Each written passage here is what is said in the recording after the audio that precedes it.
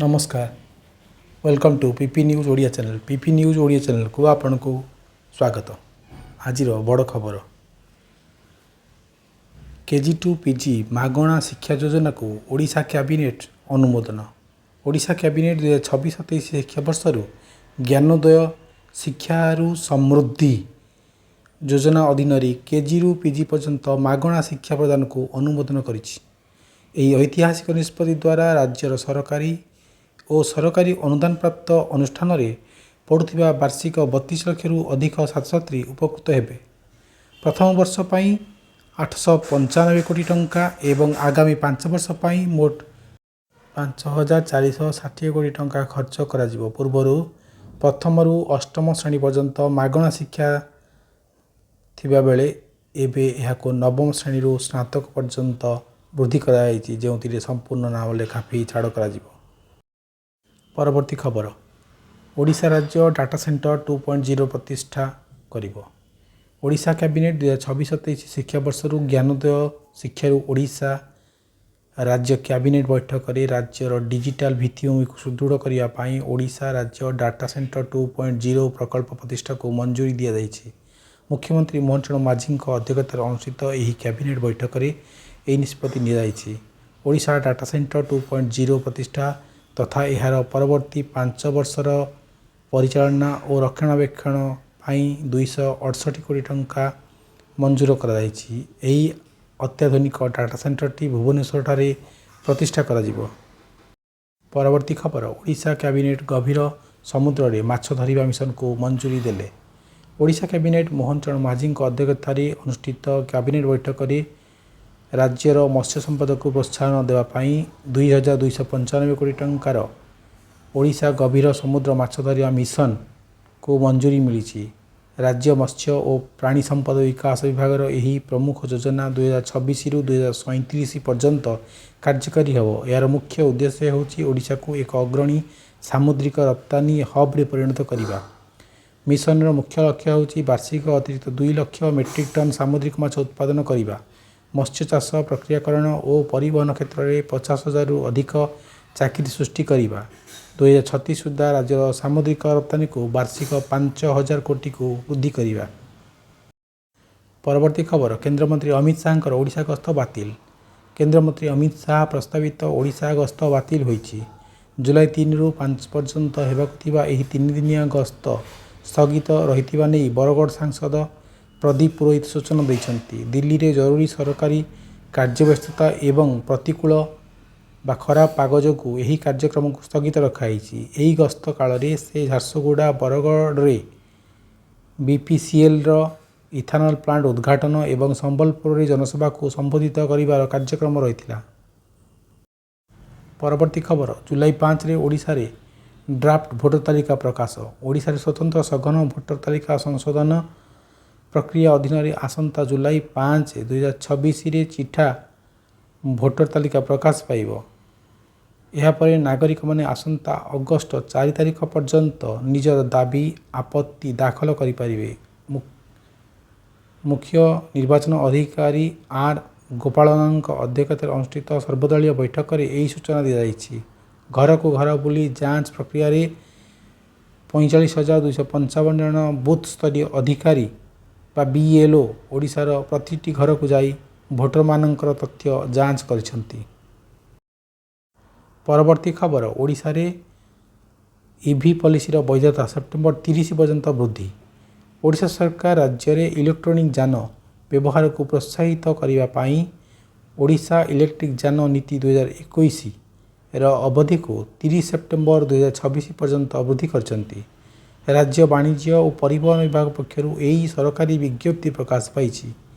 यही पॉलिसी कार्यकाल को आउ 3 मास बढ़ाई 30 सेप्टेम्बर 2026 पर्यंत वैध कर। परवर्ती खबर आगामी 4 दिन पाई ओडिशा रे प्रबल रु अति प्रबल वर्षा हेबो बोली आईएमडी पूर्वानुमान करिछि। भारतीय पाणीपाग विभाग बंगोपसागर रे एक नूतन लघुचाप बलय सृष्टि हेबा कारणरू आगामी 4 दिन जुलाई 6 पर्यंत ओडिशार अनेक जिले में प्रबल रु अति प्रबल वर्षा हेबार सतर्क सूचना जारी करिछि।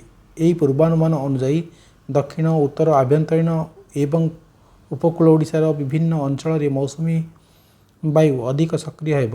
ପ୍ରାରମ୍ଭିକ ପର୍ଯ୍ୟାୟରେ କୋରାପୁଟ, କଳାହାଣ୍ଡି, ନବରଙ୍ଗପୁର, ନୂଆପଡ଼ା ଏବଂ ମୟୂରଭଞ୍ଜ ଜିଲ୍ଲାର କେତେକ ସ୍ଥାନରେ ପ୍ରବଳରୁ ଅତି ପ୍ରବଳ ବର୍ଷା ହେବାର ଆଶଙ୍କା ରହିଛି, ଯାହା ଅରେଞ୍ଜ ଆଲର୍ଟରେ ଆଲର୍ଟ କରାଯାଇଛି। ପରବର୍ତ୍ତୀ ଖବର, ଓଡ଼ିଶାରେ ଆଦାନୀ ଗ୍ରୁପ ଓ ୟୁଏଇର ଆଇଏସ୍ସି ମଧ୍ୟରେ ଆଲୁମିନିୟମ ପ୍ଲାଣ୍ଟ ପାଇଁ ବୁଝାମଣା ସ୍ୱାକ୍ଷରିତ। ଓଡ଼ିଶା ସରକାର ଆଦାନୀ ଗ୍ରୁପ ଏବଂ ୟୁଏଇର ଇଣ୍ଟରନ୍ୟାସନାଲ ହୋଲ୍ଡିଂ କମ୍ପାନୀ ସହିତ ମିଶି 1.10 ଲକ୍ଷ କୋଟି ଟଙ୍କାର ଏକ ବୃହତ ଆଲୁମିନିୟମ ପ୍ରକଳ୍ପ ପାଇଁ ବୁଝାମଣାପତ୍ର ସ୍ୱାକ୍ଷର କରିଛନ୍ତି। ଏହା ଓଡ଼ିଶା ଇତିହାସରେ ସବୁଠାରୁ ବଡ଼ ପ୍ରତ୍ୟକ୍ଷ ବିଦେଶୀ ପୁଞ୍ଜିନିବେଶ ଏବଂ ଭାରତର ମେଟାଲର୍ଜି କ୍ଷେତ୍ରରେ ସବୁଠାରୁ ବଡ଼ ପ୍ରସ୍ତାବ।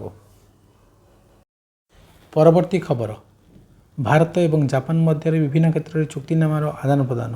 ଭାରତ ଏବଂ ଜାପାନ ଆଜି କୃତ୍ରିମ ବୁଦ୍ଧିମତ୍ତା, ଅର୍ଥନୈତିକ ଏବଂ ଶକ୍ତି ସୁରକ୍ଷା, ଗୁରୁତ୍ୱପୂର୍ଣ୍ଣ ଖଣିଜ ପଦାର୍ଥ, ଔଷଧ, ପ୍ରତିରକ୍ଷା କ୍ଷେତ୍ରରେ ସହଯୋଗ ବିସ୍ତାର କରିବା ପାଇଁ ଅନେକ ପ୍ରମୁଖ ବୁଝାମଣାପତ୍ର ସ୍ୱାକ୍ଷର କରିଛନ୍ତି। ନୂଆଦିଲ୍ଲୀର ହାଇଦ୍ରାବାଦ ହାଉସରେ ଅନୁଷ୍ଠିତ 16ତମ ଜାପାନ ଭାରତ ବାର୍ଷିକ ଶିଖର ସମ୍ମିଳନୀ ସମୟରେ ଏହି ଚୁକ୍ତିନାମାର ଆଦାନପ୍ରଦାନ କରାଯାଇଥିଲା, ଯେଉଁଠାରେ ପ୍ରଧାନମନ୍ତ୍ରୀ ନରେନ୍ଦ୍ର ମୋଦି ତାଙ୍କର ଜାପାନୀ ପ୍ରତିପକ୍ଷ ପ୍ରଧାନମନ୍ତ୍ରୀ ସାନାଏ ଡାକାଇସିଙ୍କୁ ଆତିଥ୍ୟ ଦେଇଥିଲେ।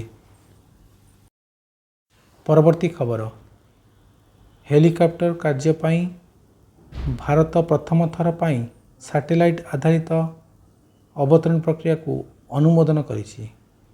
ଭାରତ ପ୍ରଥମ ଥର ପାଇଁ ହେଲିକପ୍ଟର ଚଳାଚଳକୁ ଅଧିକ ସୁରକ୍ଷିତ ଏବଂ ସହଜ କରିବା ପାଇଁ ଏକ ସାଟେଲାଇଟ୍ ଆଧାରିତ ଅବତରଣ ପ୍ରକ୍ରିୟାକୁ ଅନୁମୋଦନ କରିଛି।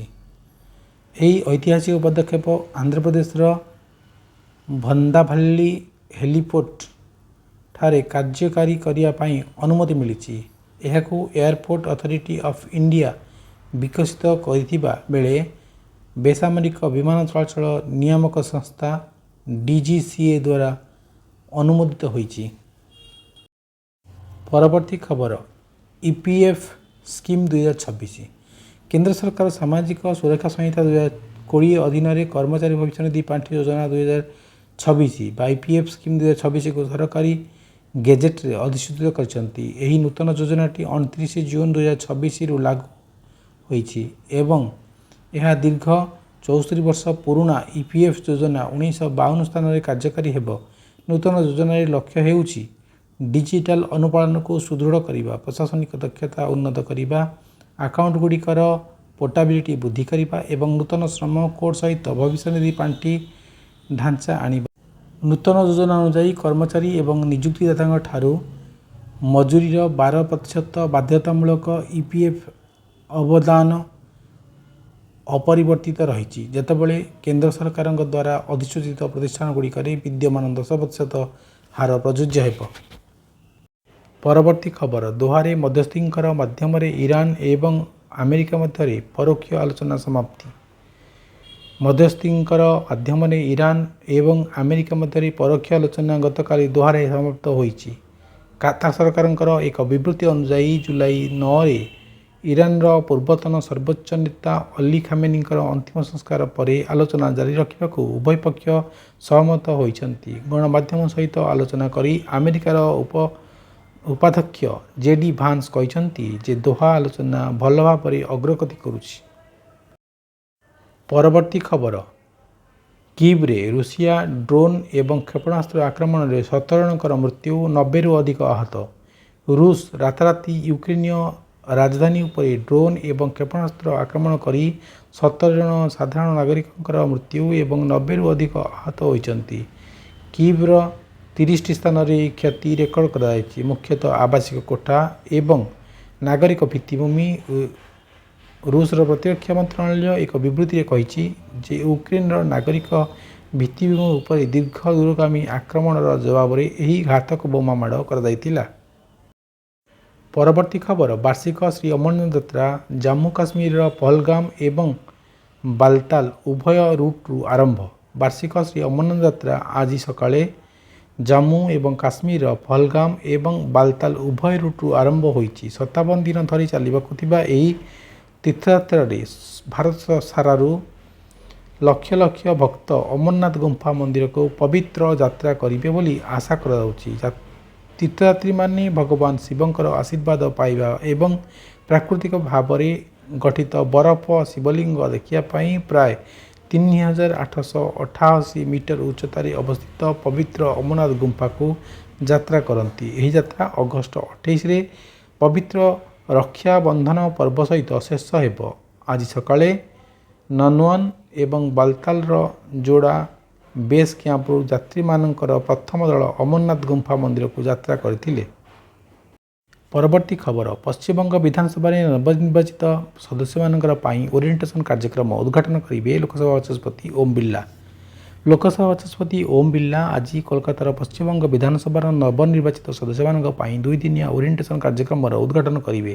ଏହି କାର୍ଯ୍ୟକ୍ରମର ଲକ୍ଷ୍ୟ ନବନିର୍ବାଚିତ ସଦସ୍ୟମାନଙ୍କୁ ସଂସଦୀୟ ଏବଂ ବିଧାନସଭା କାର୍ଯ୍ୟକାରିତାର ବିଭିନ୍ନ ଦିଗ ସହିତ ପରିଚିତ କରାଇବା, ଯେଉଁଥିରେ କମିଟି ବ୍ୟବସ୍ଥା, ଆର୍ଥିକ ତଦାରଖ, ସଂସଦୀୟ ସୁବିଧା ଏବଂ ବିଧାନସଭାରେ ଉଦୀୟମାନ ଡିଜିଟାଲ ପଦକ୍ଷେପ ଅନ୍ତର୍ଭୁକ୍ତ। ପରବର୍ତ୍ତୀ ଖବର, ପଶ୍ଚିମ ଏସିଆ ସଙ୍କଟ ମଧ୍ୟରେ ସରକାର ତୈଳ ବିଶୋଧନ କ୍ଷମତାକୁ 300 ନିୟୁତ ମେଟ୍ରିକ ଟନକୁ ବୃଦ୍ଧି କରିବେ। ପେଟ୍ରୋଲିୟମ ଏବଂ ପ୍ରାକୃତିକ ଗ୍ୟାସ ମନ୍ତ୍ରୀ ହରଦୀପ ସିଂ ପୁରୀ ଆଜି କହିଛନ୍ତି ଯେ ଭାରତ ଦ୍ରୁତଗତିରେ ଏହି ରିଫାଇନାରୀ କ୍ଷମତା ବୃଦ୍ଧି କରୁଛି। ନୂଆଦିଲ୍ଲୀରେ ଏକ ସାମ୍ବାଦିକ ସମ୍ମିଳନୀରେ ସମ୍ବୋଧିତ କରି ଶ୍ରୀ ପୁରୀ ସୂଚନା ଦେଇଛନ୍ତି ଯେ ଆଗାମୀ 6ରୁ 12 ମାସ ମଧ୍ୟରେ ଦେଶର ରିଫାଇନାରୀ କ୍ଷମତା ବାର୍ଷିକ 300 ନିୟୁତ ମେଟ୍ରିକ ଟନକୁ ଅଣାଯିବ। ସେ କହିଛନ୍ତି ଯେ 10 ବର୍ଷର ବ୍ୟବଧାନ ପରେ ପ୍ରଥମ ଗ୍ରୀନଫିଲ୍ଡ ରିଫାଇନାରୀ ପ୍ରତିଷ୍ଠା ହେଉଛି। ପଶ୍ଚିମ ଏସିଆ ସଙ୍କଟ ସମୟରେ ଭାରତର ପରିସ୍ଥିତିର ମୁକାବିଲା ବିଷୟରେ ଆଲୋଚନା କରି ଶ୍ରୀ ପୁରୀ କହିଛନ୍ତି, ଦୀର୍ଘ ସମୟ ଧରି ସରକାର ପେଟ୍ରୋଲ ଏବଂ ଡିଜେଲର ମୂଲ୍ୟ ନିୟନ୍ତ୍ରଣ କରିଥିଲେ ଏବଂ ସେମାନଙ୍କ ଉପରେ ଲାଗୁ ହୋଇଥିବା ଶୁଳ୍କ ହ୍ରାସ କରିଥିଲେ। ପରବର୍ତ୍ତୀ ଖବର, ସୁରକ୍ଷା ଦୃଷ୍ଟିରୁ ପୂର୍ବତନ ସର୍ବୋଚ୍ଚ ନେତା ଅଲି ଖାମେନିଙ୍କର ଅନ୍ତିମ ସଂସ୍କାରରେ ଯୋଗ ଦେବେ ନାହିଁ ଇରାନର ସର୍ବୋଚ୍ଚ ନେତା ମୋଜାତବା ଖାମେନି। ଇରାନର ନୂତନ ସର୍ବୋଚ୍ଚ ନେତା ମୋଜତାବା ଖାମେନି ଗୁରୁତର ସୁରକ୍ଷା ଚିନ୍ତା ଯୋଗୁଁ ତାଙ୍କର ପିତା ଏବଂ ପୂର୍ବତନ ସର୍ବୋଚ୍ଚ ନେତା ଅଲି ଖାମେନିଙ୍କର ଆଗାମୀ ଅନ୍ତିମ ସଂସ୍କାର ଉତ୍ସବରେ ଯୋଗ ଦେବେ ନାହିଁ। ଭାରତରେ ମୋଜତାବା ଖାମେନିଙ୍କର ସରକାରୀ ପ୍ରତିନିଧି ଆୟତୋଲ୍ଲା ହାକିମ ଏଲାହି ଏହି ଘୋଷଣାକୁ ନିଶ୍ଚିତ କରିଛନ୍ତି। ଗୋଇନ୍ଦା ଏବଂ ସୁରକ୍ଷା ଏଜେନ୍ସିଗୁଡ଼ିକ ଇସ୍ରାଏଲରୁ ସିଧାସଳଖ ହତ୍ୟା ଧମକ, ପ୍ରବଳ ନଜର ରଖିବା ବିପଦ ସହିତ ଯେକୌଣସି ସାର୍ବଜନୀନ ଉପସ୍ଥିତିକୁ ଅତ୍ୟନ୍ତ ବିପଦପୂର୍ଣ୍ଣ କରିଦେଇଛି। ପରବର୍ତ୍ତୀ ଖବର, ଶ୍ରୀଲଙ୍କା ବିପକ୍ଷରେ ଭାରତର 2 ମ୍ୟାଚ୍ ବିଶିଷ୍ଟ ଟେଷ୍ଟ ସିରିଜର କାର୍ଯ୍ୟସୂଚୀ ଘୋଷଣା। ଶ୍ରୀଲଙ୍କା ବିପକ୍ଷରେ ଭାରତର 2 ମ୍ୟାଚ୍ ବିଶିଷ୍ଟ ଟେଷ୍ଟ ସିରିଜ ଅଗଷ୍ଟ 15ରୁ ଅଗଷ୍ଟ 27 ପର୍ଯ୍ୟନ୍ତ ଚାଲିବ, ଯାହା 9 ବର୍ଷ ମଧ୍ୟରେ ଭାରତର ପ୍ରଥମ ଲାଲ ବଲ ଗସ୍ତ। ଉଭୟ ମ୍ୟାଚ୍ ସକାଳ 10ଟାରୁ ଆରମ୍ଭ ହେବ ଏବଂ ଆଇସିସି ବିଶ୍ୱ ଟେଷ୍ଟ ଚାମ୍ପିଅନସିପ୍ 2025ରୁ 2027 ଚକ୍ରର ଅଂଶ। ପ୍ରଥମ ଟେଷ୍ଟ ଅଗଷ୍ଟ 15ରୁ 19 ପର୍ଯ୍ୟନ୍ତ ଗାଲେରେ ଅନୁଷ୍ଠିତ ହେବ ଏବଂ ଅଗଷ୍ଟ 23 ତାରିଖରେ ଦ୍ୱିତୀୟ ଟେଷ୍ଟ କଲମ୍ବୋରେ ହେବ। ପରବର୍ତ୍ତୀ ଖବର, ଆଇସିସି ମହିଳା ଟି20 ବିଶ୍ୱକପ୍ ଦ୍ୱିତୀୟ ସେମିଫାଇନାଲରେ ଇଂଲଣ୍ଡ ଦକ୍ଷିଣ ଆଫ୍ରିକାକୁ 40 ରନରେ ପରାସ୍ତ କଲା। ଲଣ୍ଡନର କିଆ ଓଭାଲରେ ଦ୍ୱିତୀୟ ସେମିଫାଇନାଲରେ ଇଂଲଣ୍ଡ ମହିଳା ଦଳ ଦକ୍ଷିଣ ଆଫ୍ରିକା ମହିଳା ଦଳକୁ 40 ରନରେ ପରାସ୍ତ କରି ଆନୁଷ୍ଠାନିକ ଭାବରେ ଫାଇନାଲରେ ସ୍ଥାନ ପକ୍କା କରିଥିଲା। ଟସ୍ ହାରିବା ପରେ ଇଂଲଣ୍ଡ 23 ରନରେ 3 ୱିକେଟ୍ ପାୱାରପ୍ଲେର ଦୁର୍ବଳତାକୁ ଫେରି 20 ଓଭରରେ ମାତ୍ର 5 ୱିକେଟ୍ ହରାଇ 169 ରନ୍ କରିଥିଲା। ଜବାବରେ ଶୃଙ୍ଖଳିତ ଇଂଲିଶ ବୋଲିଂ ପ୍ରୟାସ ଏବଂ ତୀକ୍ଷ୍ଣ କ୍ଷେତ୍ରରକ୍ଷଣ ଦଳକୁ 8 ୱିକେଟ୍ ହରାଇ 129 ରନରେ ସୀମିତ ରଖିଥିଲା। ନ୍ୟାଟ୍ ସାଇବରବ୍ରଣ୍ଡ 47 ବଲରୁ ଆକ୍ରମଣାତ୍ମକ 75 ରନ୍ କରି ପ୍ଲେୟାର ଅଫ୍ ଦି ମ୍ୟାଚ୍ ସମ୍ମାନ ପାଇଥିଲେ। ପରବର୍ତ୍ତୀ ଖବର, ଫିଫା ବିଶ୍ୱକପ୍ ଲସ୍ ଆଞ୍ଜେଲେସ୍ ଷ୍ଟାଡିୟମରେ ଅନୁଷ୍ଠିତ ରାଉଣ୍ଡ ଅଫ୍ 32 ମ୍ୟାଚରେ ସ୍ପେନ୍ ଅଷ୍ଟ୍ରିଆକୁ 3-0 ଗୋଲରେ ପରାସ୍ତ କରିଛି। ଫିଫା ବିଶ୍ୱକପରେ ସ୍ପେନ୍ କାଲିଫର୍ଣ୍ଣିଆର ଲସ୍ ଆଞ୍ଜେଲେସ୍ ଷ୍ଟାଡିୟମରେ ଅନୁଷ୍ଠିତ ରାଉଣ୍ଡ ଅଫ୍ 32 ମ୍ୟାଚରେ ଅଷ୍ଟ୍ରିଆକୁ 3-0 ଗୋଲରେ ପରାସ୍ତ କରି ରାଉଣ୍ଡ ଅଫ୍ 16କୁ ପ୍ରବେଶ କରିଛି। 36ତମ ମିନିଟରେ ମିକେଲ ସ୍ପେନ୍କୁ ଆଗୁଆ କରିଥିଲେ ଏବଂ 66ତମ ମିନିଟ୍ରେ ପେଟ୍ରୋ ଅଗ୍ରଣୀକୁ 2 ଗୁଣା କରିଥିଲେ।